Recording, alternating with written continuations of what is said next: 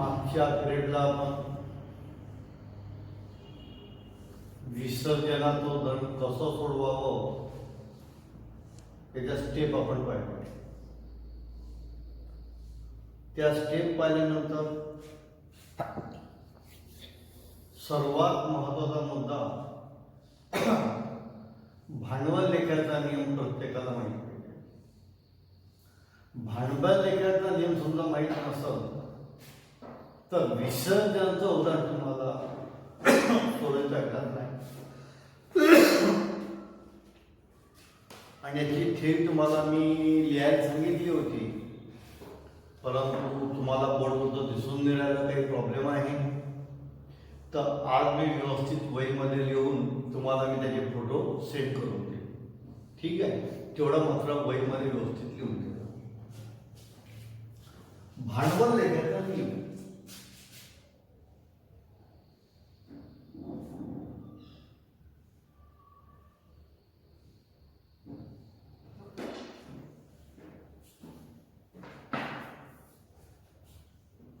भांडवल कमी होत असेल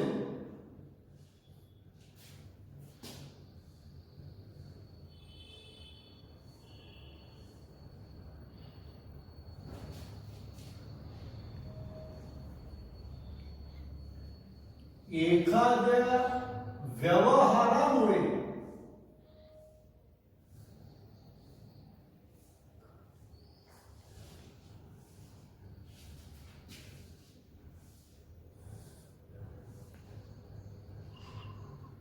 भांडवल कमी होत असेल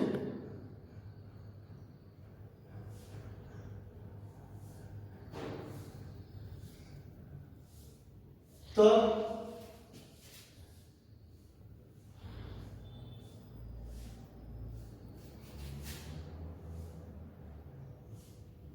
एखादा व्यवहारामुळे भांडवल कमी होत असेल तर भांडवल लेखा नावे होतो.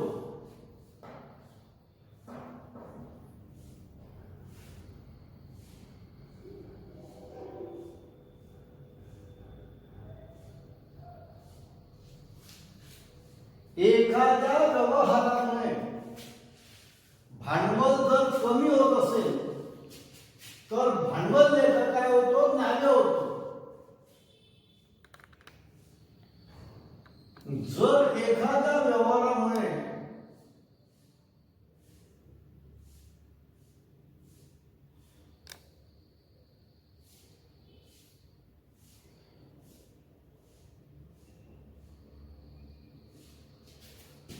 भांडवलामध्ये वाढ होत असेल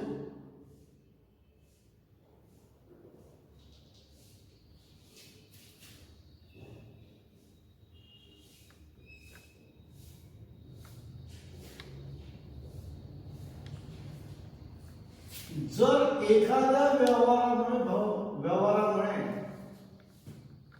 भांडवलामध्ये वाढ होत असेल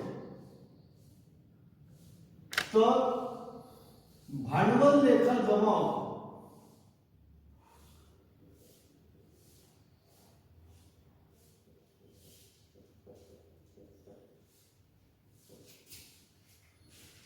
राहील लक्षात.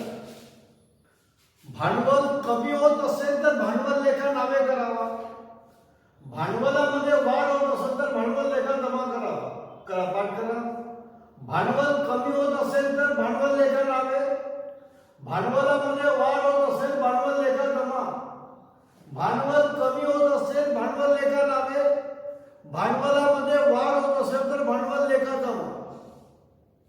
आता कोणत्या व्यवहारामुळे भांडवल कमी होते आणि कोणत्या व्यवहारामुळे भांडवल जमा होते हे आपण आता पहिले समजून घेऊ.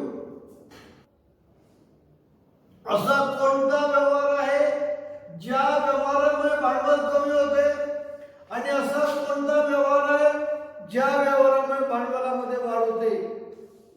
हा व्यवहार पहिले आपण समजून घेऊ, ज्याचं आपल्याला उदाहरणामध्ये प्रॅक्टिकली काम आहे. हे फक्त नियम झाला.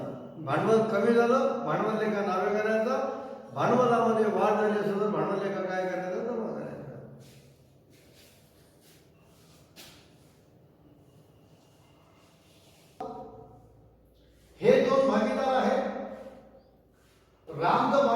40,000 रुपये आहे.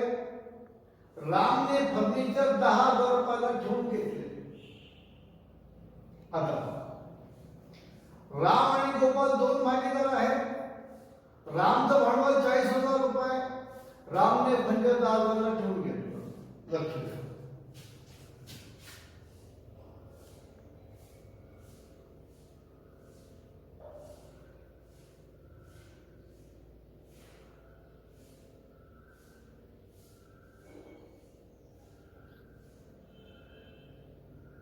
रामचे भांडवल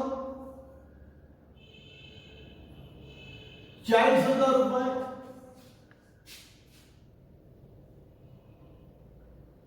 रामने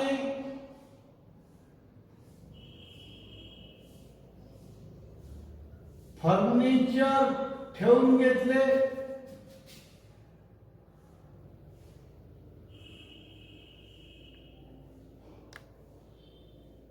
10,000 रुपयाला.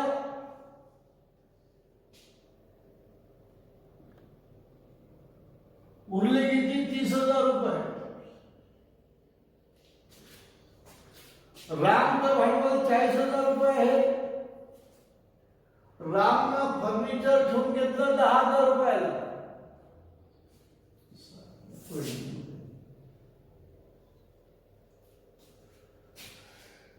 आता आपण विचार करू,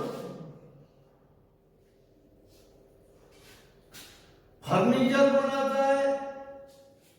फर्निचर कोणाचं आहे? भागीदाराचं आहे. फर्निचर कोणाचं आहे? भागीदाराचं आहे. फर्म बनवून राहील. फर्म काय करणार आहे? आपली सर्व संपत्ती विकणार आहे. फर्म काय करणार आहे? आपली सर्व संपत्ती विकणार आहे. मग हे फर्निचर आहे. भागीदार हे फर्निचर विकणार आहे. तर राम हा भागीदार काय म्हणतो? बा हे फर्निचर मी स्वतः ठेवून घेतो. भागीदार म्हणते ठीक आहे बा तू ठेवून घे. मग रामने फर्निचर 10,000 ठेवून घेतले. आता मला सांगा, भागीदार रामला फर्निचर काय फुकटमध्ये देणार आहे काय? नाही. कारण भागीदाराने हे फर्निचर विकायला काढलं. भागीदाराने हे फर्निचर विकायला काढलं तर भागीदाराला 10,000 मिळू शकतात फर्निचर विकून. फर्ममध्ये जुळलेली आहे भागीदार. भागीदाराचा विसर्जन झालेला आहे. भागीदाराजवळ लोकांना द्यायलाच पैसे नाही आहे. तर भागीदार रामला हे फर्निचर फुकटमध्ये देईल काय? नाही. मग रामने फर्निचर 10,000ला ठेवून घेतलं. मग रामचा जेव्हा हिशोब होईल तेव्हा हिशोब तो राम तुझं भांडवल 40,000 होतं बा. तू 10,000चं फर्निचर घेतलं. हे 10,000 फर्म कापून घेईल. फर्निचरचे 10,000 रुपये कापून घेतील आणि रामला भागीदार भविष्यामध्ये किती पैसे वापस करत? 30,000 वापस करत.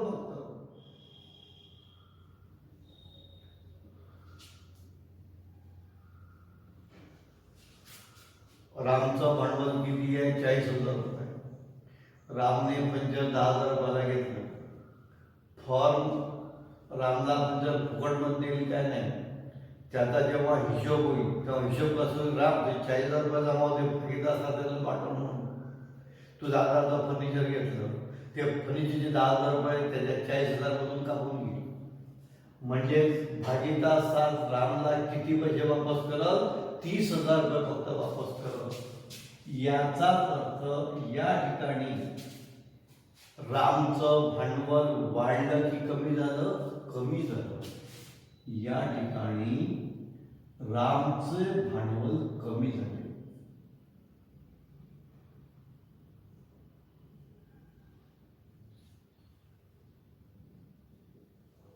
आणि काय होऊन गेलं? एखाद्या व्यवहाराला भांडवल कमी होत असेल तर भांडवल लेखा लावे होतो. म्हणून या व्यवहारामध्ये रामचा भांडवल लेखा काय होईल? नावे होईल. रामचा भांडवल लेखा काय होईल? नावे. म्हणून काय नियम तयार झाला? नियम असा तयार झाला, एखाद्या भागीदाराने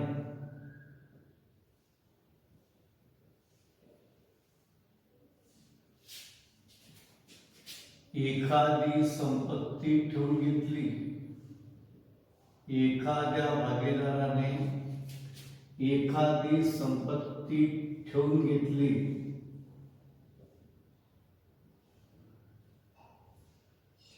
एखाद्या भागीदाराने एखादी संपत्ती ठेवून घेतली तर त्याचे भांडवल काय होते? कमी होते.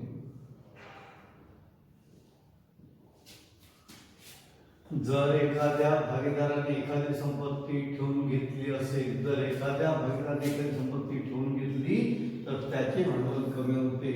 म्हणून या ठिकाणी भांडवल लेखा काय होतो? नावे.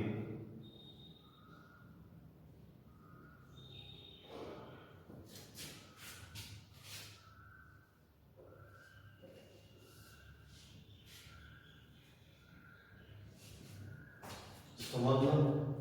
काही अडचण नाही. चला पुढे. गुणदान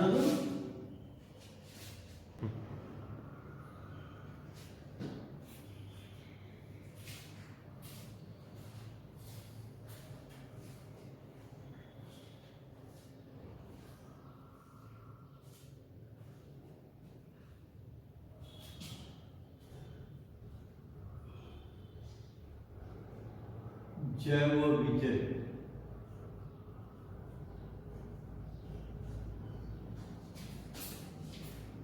हे दोन भागीदार आहेत.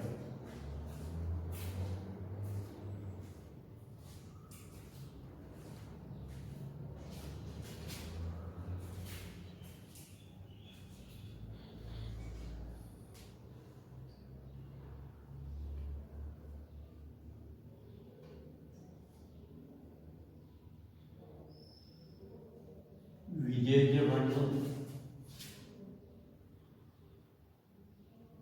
30,000 रुपये आहे.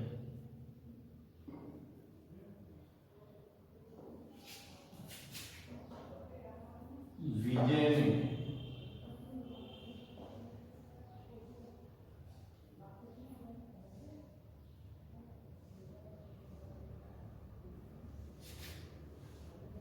धनकोंना शोधन केले.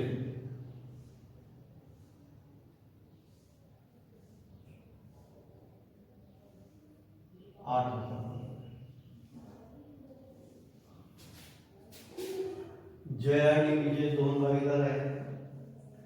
विजयचं भांडवल 30,000 रुपये आहे. विजयने धनकोंना शोधन केले 8,000 रुपये. लक्षात.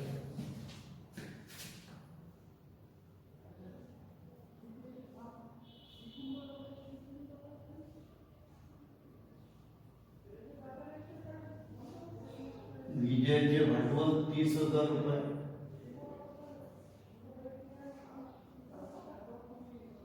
विजयने धनकोंना शोधन केले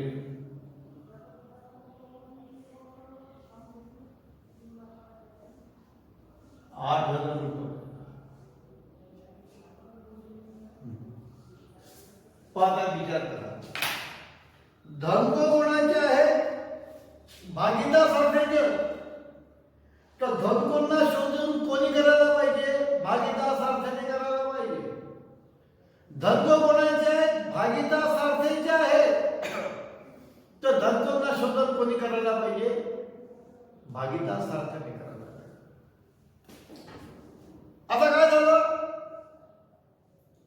हा धनको आहे, याला 8,000 रुपये द्यायचे होते भागीदार सारख्याला.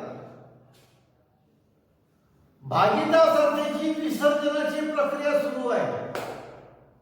भागीदार सध्या पैसे नाही, त्या धनकोला पैशाची सक्त आवश्यकता आहे, फारच गरज आहे. मग विजयने काय केलं? आपल्या खिशातले 8,000 रुपये त्या धनकोला दिले. हे 8,000 घेऊन तर होईल, पैसे मागायला येऊ पाहिजे होईल. मग आता विचार करा, धनको ही भागीदार सारथीची देत आहे. त्यामुळे धनकोला शोधन कोणी करायला पाहिजे? भागीदार सारथीने करायला पाहिजे. त्याला शोधन कोणी केलं? विजयने केलं. मग आता विचार करा. मग आता विजयचा हिशोब होईल. विजयचा हिशोब कसा होईल? विजयचं भांडवल 30,000 रुपये आहे. म्हणजे विजयला भागीदार सारथीकडून पहिलेच 30,000 रुपये घ्यायचे होते. विजयने धनकोला 8,000 शोधन केलं. हे 8,000 रुपये विजय भागीदार सारथीकडून वसूल केलं. 30,000 8,000 30,000 रुपये स्वतःचे भांडवल आणि 8,000 धनकोला दिलेले. असे विजयला भागीदार सारथीकडून एकूण किती रुपये घ्यायचे? 38,000 रुपये घ्यायचे आहेत. किती घ्यायचे? 38,000 रुपये घ्यायचे. किती घ्यायचे? 38,000 रुपये घ्यायचे. 30,000 रुपये भांडवल होतं. 8,000 रुपये त्याने धनकोला शोधन केलं. ही 8,000 जो भागीदार सारथीकडून वसूल करून देता ही भागीदार सारथीची होती. मग विजयला भागीदार सारथीकडून किती घ्यायचे? स्वतःचे 30,000, धनकोला दिलेले 8,000, असे एकूण 38,000 रुपये घ्यायचे. मग या व्यवहारामुळे काय झालं? विजयचं भांडवल काय झालं? वाढलं.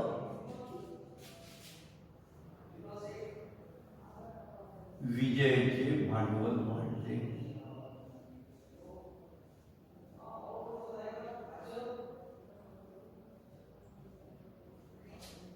म्हणून काय नियम तयार झाला? जर एखाद्या भागीदाराने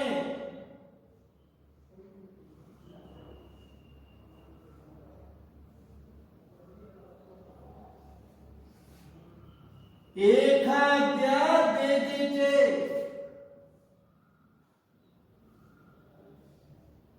शोधन केले,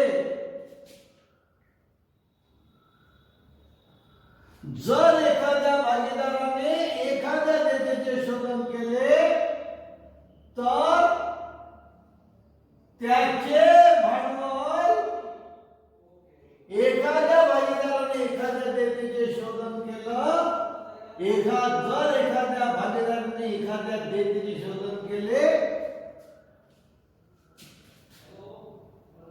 तर त्याचे भांडवल वाढते.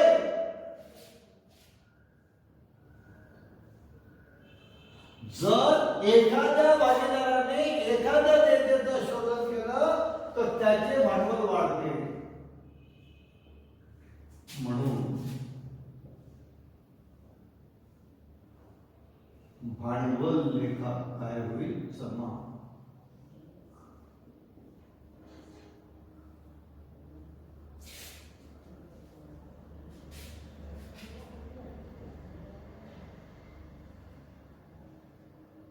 विजयचा भांडवल लेखा जमा.